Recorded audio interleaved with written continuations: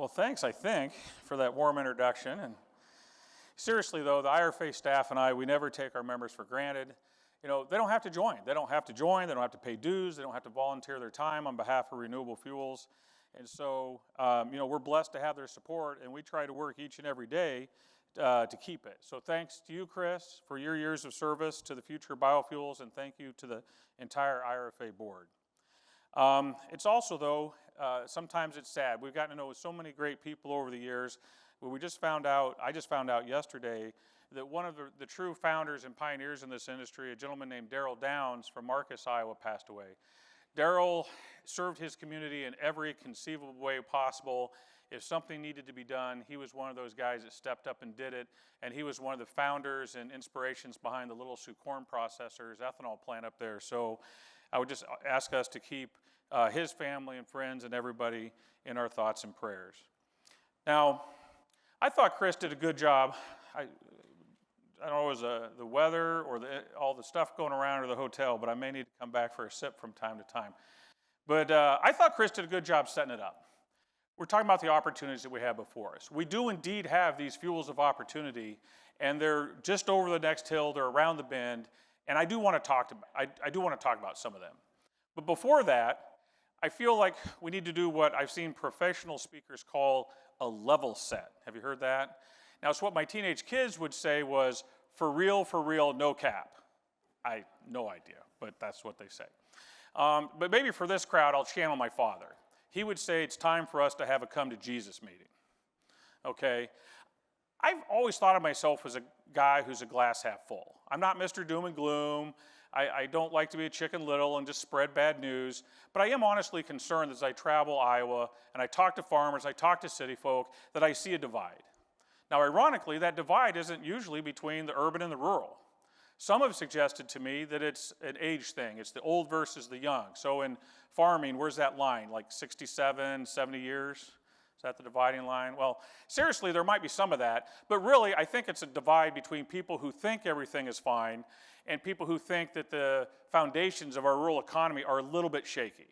And I must admit today that I'm in that latter camp.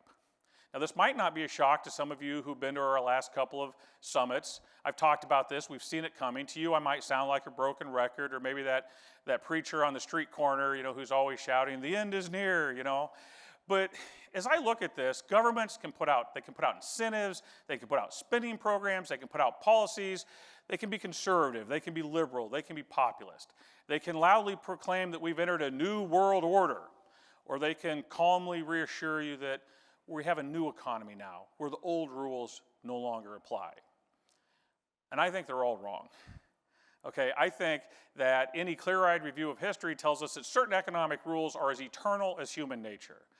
We can be loving and caring, but we can also be desirous and selfish. So I don't think any enlightenment or renaissance is ever going to change that. And as long as humans inhabit the earth, some basic economic rules are going to remain carved in stone. And chief among them is supply and demand. I'm a data guy. I love data. It annoys my staff, I know. But if I trust the data, I use it to make decisions. And that's why I'm concerned today. Because I believe the data shows clearly that the ag supply is outpacing ag demand. And I think if you look, it's easy to see. Now, my daughter, senior, is taking a macroeconomics class in high school. So even she knows what happens when supply exceeds demand. Prices go down. So let's look, have they? Well, here's a headline. 2 largest declines in net farm income ever, worse than the 1980s. Even on a percentage basis, you have to go back to the 1930s to find something comparable. Now think about this. Over the last 2 years, net farm income has dropped $90 billion. $90 billion. To put that in comparison, in 2006, the entire net farm income was $100 billion. This is big. The rural lead for the American Bankers Association say bankers feel like, quote, feel like they're looking over the cliff when it comes to the farm economy, as farmers have burned through capital and have started leveraging equity with debt. Now, what happens when farmers don't spend money? Layoffs at John Deere, at AGCO, at Kinsey, at Cargill, Atlantis Co-op, you could go on, even at the Firestone plant in Des Moines where they make tractor tires. Literally thousands and thousands of ag employees have lost their job in just a matter of months. Income is down because prices are down. Why is that? Now, we could look at many different segments from renewable natural gas to biomass-based diesel, but I know Danelle's coming on after me, so I'm going to focus today on the corn and ethanol side in my remarks. So here's the key. Memorize this slide. For the last 4 decades, corn production has been growing nearly 3 times faster than non-ethanol demand. On average, the U.S. farmers are producing 210 million bushels more each year than the one before. Meanwhile, non-ethanol demand was growing at only 55 million bushels a year. We have a demand problem. In fact, over the next 20 years, this could be a 5 billion bushel demand problem. Now, we've seen this movie before. In the 1980s and 90s, demand lagged production. And what pulled us out of that? Ethanol. Look at this chart. In the year 2000, corn going into ethanol plants was around 500 million bushels. By 2010, 10 years later, that number had grown to 4 billion bushels. That's what changed.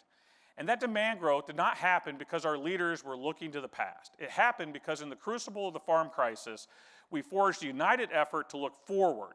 A new destination, back then they called it value-added agriculture. You guys remember that in the 80s? That's all I heard growing up as a kid in the 80s, was we got to have value-added agriculture.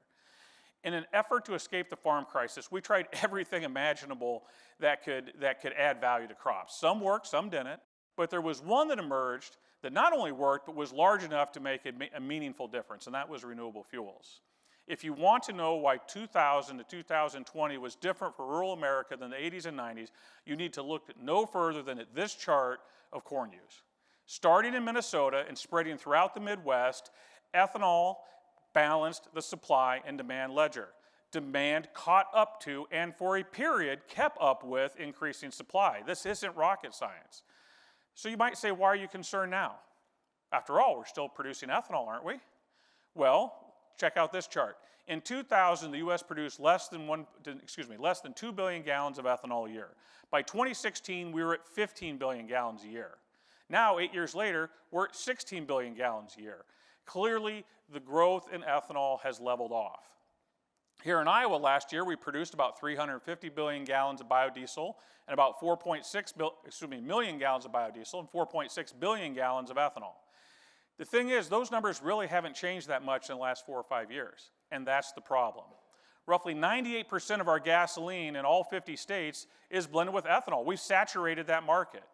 Now, there has been some growth in exports, and that's good, but it hasn't been enough to keep up with farmer productivity.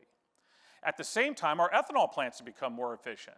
Simply put, today we get more gallons of ethanol out of the same bushels of corn. In 2017, we needed 4.4 billion bushels of corn to produce under 16 billion gallons of ethanol. 7 years later, we needed only 4.3 billion bushels of corn to produce over 16 billion gallons. The data is clear. We have re-entered a period where corn supply is greater than demand.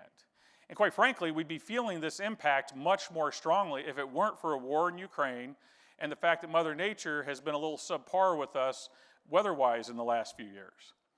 Now, I do know there's been a bump in corn prices and all farm prices recently. And look, my family and most of you, I assume, think that's good. Okay? But Kevin Studer once asked me, do you think praying for a drought in South America is a solid marketing plan? Do you?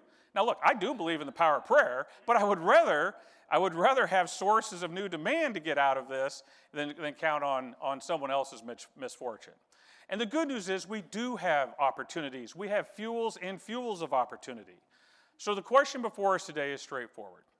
Should we ignore the data and just go along as if everything's fine, or should we confront the challenge and unite to find solutions? I submit to you today that the conceit of complacency is our dangerous detour on the American road trip to prosperity. It is not a pothole, it is a cliff without a guardrail. If our desired destination is fuels of opportunity, then we must beware of letting anyone take the wheel who only wants to look in the rearview mirror. And to be fair, the rearview mirror is kind of nice. It's kind of like a siren song. After all, the last 20 years were 20 of the best years in American agriculture. But if we choose to look in the rearview mirror, or if we allow our policy leaders to, history suggests that complacency leads to decay. And you don't have to take my word for it. I was thinking about this as I finished watching season 3 of Clarkson Farm, which streams on Prime Video. Now, Jeremy Clarkson has been a famous TV personality in Britain for decades. And he took up farming during COVID, and he turned it into a TV show. It became a worldwide smash hit, and I would highly recommend it. It's quite entertaining. He's a pretty funny guy. And while it was filmed mainly to make you laugh, in the second and third season, there's this running feud between him and the local council. Local farmers were hurting due to the overwhelming British regulations and the loss of the European subsidies after Brexit. Brexit? Whatever. Trade panel can tell you about that. Jeremy wanted to do something to add value for farmers. A farm shop. He wanted a restaurant where you could use the local produce from the farmers around and things like that. But the council seemed interested in preserving their peace and quiet. And in Britain, they have what's called a Town and Country Planning Act. Now, among other things, this law puts a huge premium on preserving the beauty and the character of existing towns and areas. Local councils are empowered to intervene at every step of development. Now, to be fair, I'm all for beauty and tranquility and stuff like that, but many believe this law went so far it created a situation where development was nearly always prohibited. I want to have you watch a few snippets from the Clarkson Farm show. First are going to be where some farmers get together and are talking about how they can add value to their crops. And then I want you to watch the reaction from that local council. So let's go ahead and run that clip. In the end, it was Charlie who came up with a possible solution. He said that other local farmers might be happy to provide their produce for the restaurant. Hi there. Hello. Hello. Hi there. Hello. So we invited them over for a chat. But in the meeting, it soon became clear that these hard-working folk needed the restaurant even more than we did. The meeting ended with an agreement to form a sort of cooperative. Definitely, yeah. And I think it'd be nice to be able to say the food that you've got in there is... Came from, well, you. I could yeah. point at your farm. You see what you're eating? That's its mum. Well, I never thought I'd say this, but I agree with everything Mr. Clarkson said. I love the idea of the cooperative working together. We live in a rural area and we have to support farmers, and they're facing unprecedented hardship now. And if we don't support initiatives like this, then we're going to see them disappear, and then our whole landscape in West Oxfordshire changes. I think one of my concerns is the potentially harmful impact on the rural character and scenic beauty and tranquility of the area, plus the fact of having a 70-vehicle car park in a rural location anyway. It strikes me as not being appropriate in the AONB. From the point of view of the area of outstanding natural beauty, there's a lot of real concern here about how it fits into that. You know, it is an area where dark skies could almost be achieved because there's very little housing around there. I just find that argument constantly frustrating. I mean, and we say about the dark skies, I don't know anyone that stands and looks up at dark skies and goes, ooh, dark skies. There are people living in the areas of outstanding natural beauty and they need jobs. All those in favour of refusal, please show.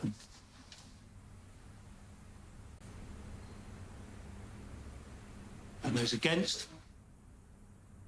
The application is refused. Now, the show is usually quite funny, but this was very serious and very sad to me. This local council is looking in its rearview mirror, and in its attempt to preserve their little hamlet, they're actually hollowing it out from the inside. In another decade or two, there may be nothing and no one left. They are seeding the very destruction of the place they want to preserve. So how do we here avoid that trap of complacency? How do we avoid destroying rural America's future by holding too tightly on to the pleasant scene in our rearview mirror? I would say that it starts by not ignoring the data. Supply is outpacing demand, and it's a bright red flashing light in front of our faces. So what's the solution? Simple, build demand. Of course, as you guys in the room know, it's a lot easier to say build demand than it is to actually do it. So as we look at all the possible demand drivers, what can actually grind up 5 billion bushels of corn over the next 2 decades? I see one thing, I see renewable fuels. But they are not necessarily the same renewable fuels that one sees in the rearview mirror today. Now the good news is that the future fuels of opportunity, they are real, they are reachable, and the fuels of opportunity represent huge new markets that can more than keep up with the growth in ag output. Now, that British example emphasizes the need to avoid bad policies. On the road to the fuels of opportunity, sometimes we're going to need multi-state projects. These projects are often being attacked at the local levels without regard for their statewide and national importance. The rallying cry is often, we need to protect the way things have been. But what is necessary to grow the rural economy over the next 20 years doesn't appear to cross the opponent's minds. We must start thinking with our minds and not just our hearts. Now, this afternoon, we're going to have a great panel that's going to dig into the hows and whys of decarbonizing biofuels. They will look at new markets like sustainable aviation fuel. They will discuss how petroleum and biofuels can and should work together. They will provide insights into new and existing crops that will be able to allow us to make this happen. My theme today is that we need to grow demand.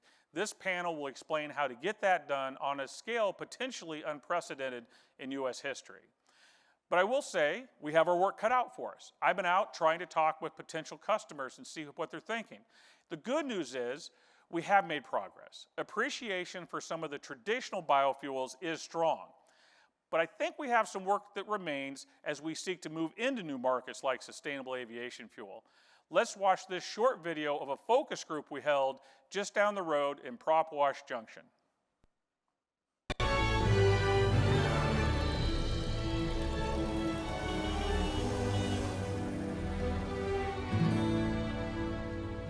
Nowadays, they got soybean fuel, switchgrass fuel, algae fuel. Oh, come on. Healthy, Tell me about no it. tank you. What's next, pistachio propane? What are you, nuts? For my money, there's nothing like good old-fashioned corn fuel. Oh, yeah, you betcha. I even made up a slogan. Oh, slogans are good.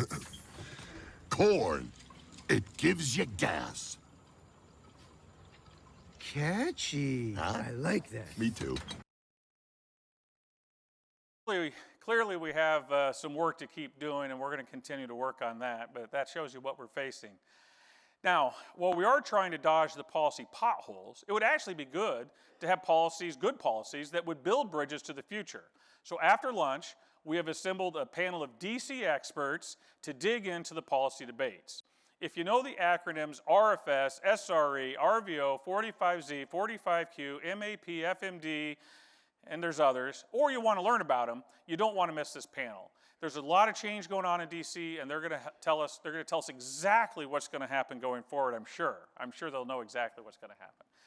Now, to be upfront, some of these massive new fuels of opportunity that we're working to unlock, they're not going to materialize overnight. We need demand growth in the near term as well. Now, luckily, as the world's middle class continues to grow, demand for mobility grows along with it. And so we have opportunities to immediately increase our exports. And later this morning, the export panel are going to map out what some of these opportunities and possibilities are. Now, as I bring this to a close, I want to end here at home with what should be the nearest term demand driver. The ethanol industry has been working to secure year-round nationwide E15 for over a decade. But it's been a very frustrating story of one step forward and two steps back. Working with Senators Grassley and Ernst during an event at Southwest Iowa Renewable Energy in Council Bluffs, President Trump in his first term directed the EPA to remove the unnecessarily restrictive regulations on E15. It was a great day. And retailers across the country started to take action. We made great progress. But then, just as momentum was building, a refiner's lawsuit got the Trump approval, E15 approval, kicked out in court. And so for the past 3 years, the only way we've avoided shutting down E15 pumps for the 3.5 summer months is thanks to emergency waivers issued by former President Biden's EPA. Now, with that lawsuit denial, we were not prepared to take no for an answer. And I can assure you that Governor Kim Reynolds was not either. She spearheaded a coalition of 8 Midwest governors to exercise their power through an obscure port provision in the Clean Air Act. They equalized the regulatory treatment of E10 and E15, and thereby that allowed E15 to be sold year-round. Now, the Biden administration didn't exactly move quickly, but after a lawsuit from Iowa's Attorney General Brenna Byrd and her counterpart in Nebraska spurred things along, former President Biden's EPA did approve that governor's request last February 22nd. Mark that day on your calendar because that was a huge victory and a huge step forward. In my opinion, That action is what has created the pressure that I think will ultimately see a nationwide E15 solution enacted. So let's please, I know she can't be here with us today, but let's please thank Governor Reynolds for her leadership.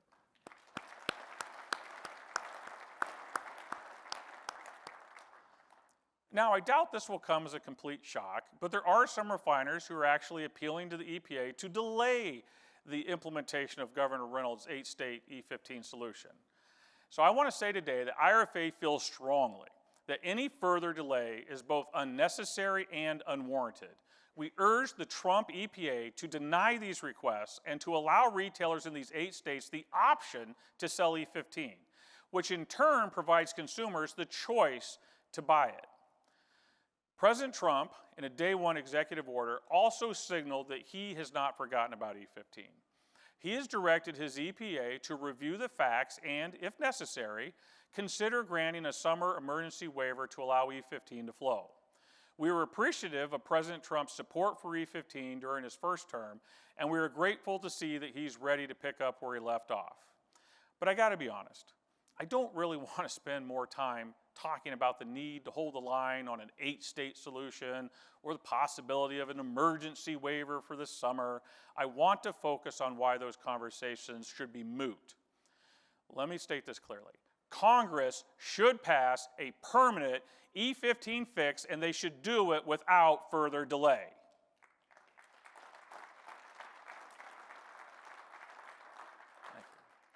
At a time when the ethanol industry, the ag industry, fuel retailers, and yes, even the American Petroleum Institute all agree on this issue, it just shouldn't be this hard to get it done.